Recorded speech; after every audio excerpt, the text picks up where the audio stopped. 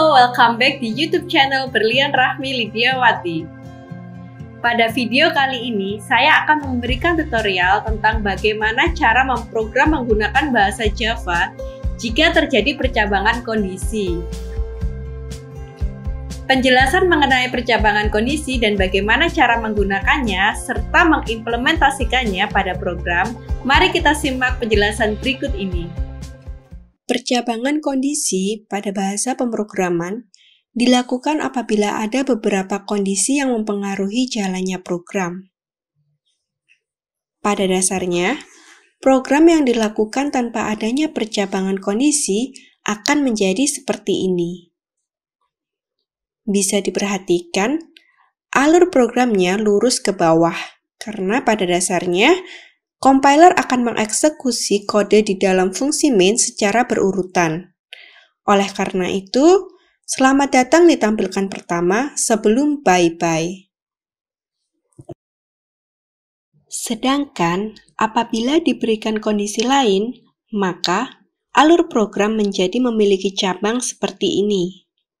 Sebagai contoh, pada eksekusinya, saya buat variabel kondisi yang bertipe data boolean. Kondisi yang diberikan apabila kondisi bernilai true, maka program akan menjalankan baris ini dan menampilkan Anda masuk ke kondisi ini. Sebaliknya, jika kondisi kita buat false, maka program hanya menjalankan perintah di luar kondisi. Percabangan kondisi yang saya tampilkan sebelumnya adalah percabangan menggunakan statement if. Cara penggunaannya adalah if diikuti kondisinya dan perintah jika kondisi terpenuhi diapit dengan tanda kurung kurawal. Percabangan ini hanya memiliki satu pilihan. Artinya, pilihan di dalam if hanya akan dikerjakan kalau kondisinya benar. Jika tidak, maka melakukan langkah berikutnya. Selanjutnya adalah percabangan kondisi menggunakan if-else. Percabangan ini memiliki dua pilihan yang mutlak.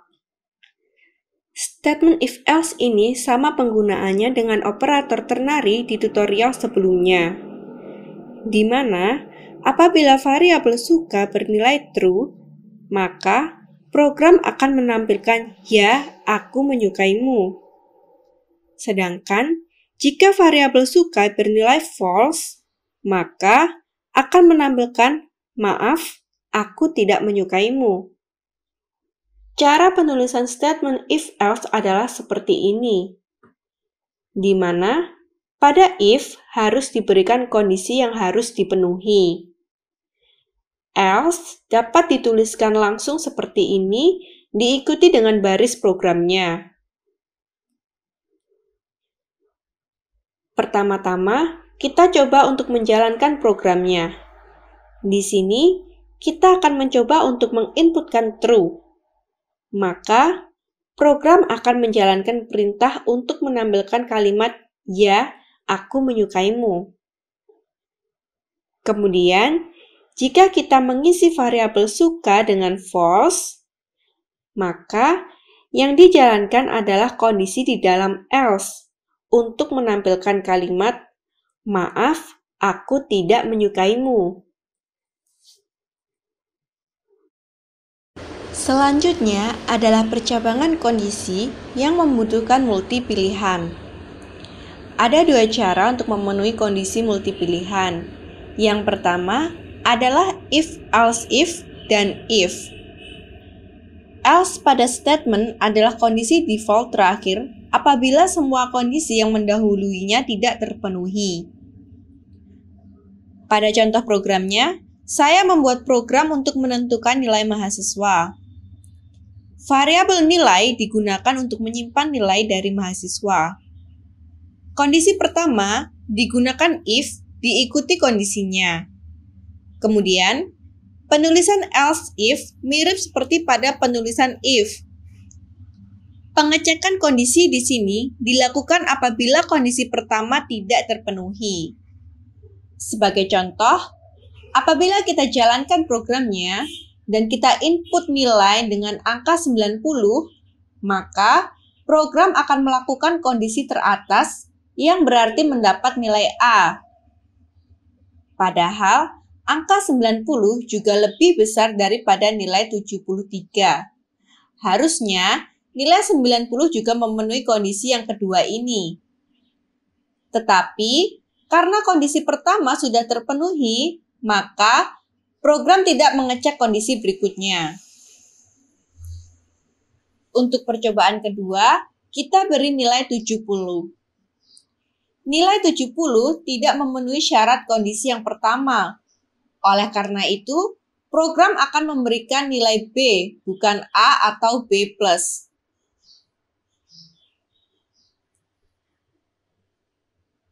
Terakhir, jika kita masukkan nilai lain di bawah 65, misalkan kita masukkan nilai 50, maka secara otomatis program akan mengecek kondisi terakhir dan menampilkan tulisan "Maaf, Anda gagal".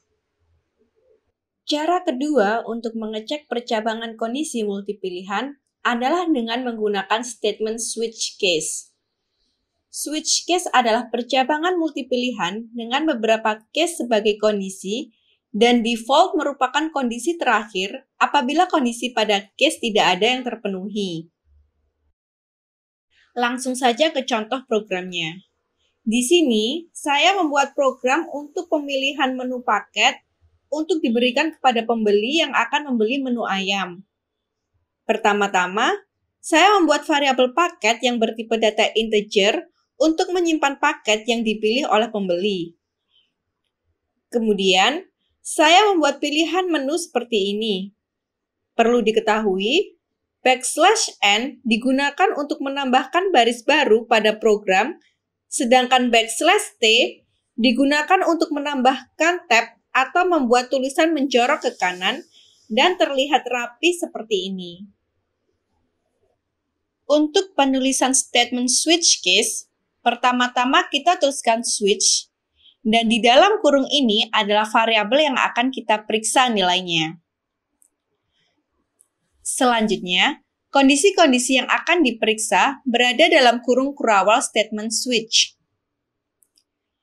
Case 1.2, ini berarti jika variabel paket bernilai 1, maka program akan menjalankan baris program yang berada di dalam case 1. Begitupun pada case 2 dan 3. Default merupakan kondisi terakhir apabila tidak ada kondisi pada case yang terpenuhi.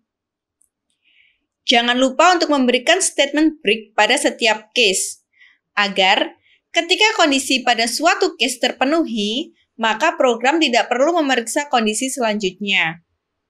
Sebagai contoh, jika kita memasukkan 1, maka program akan berhenti di sini dan tidak akan memeriksa statement switch case kita.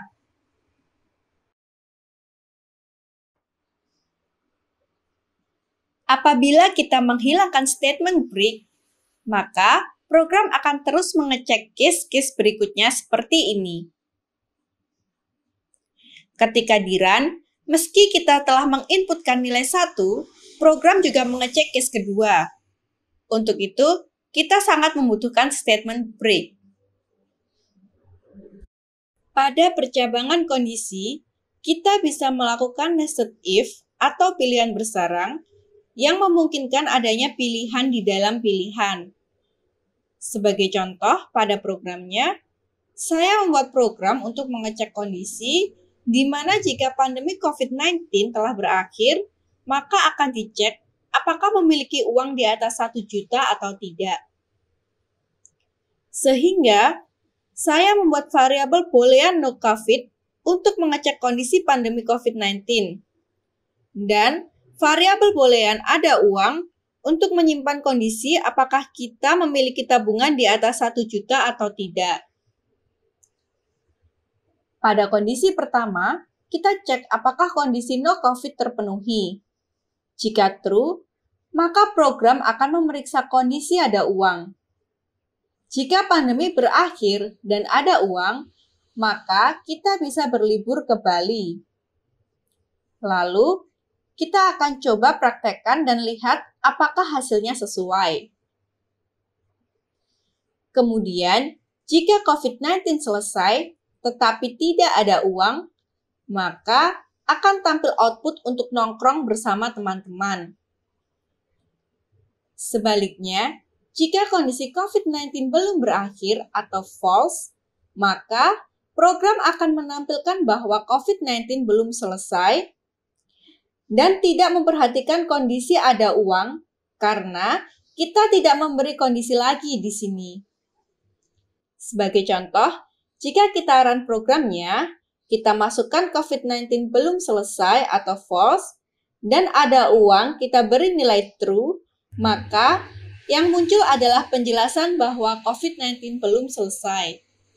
Kondisi nested if dapat kita sederhanakan dengan penggunaan operator logika.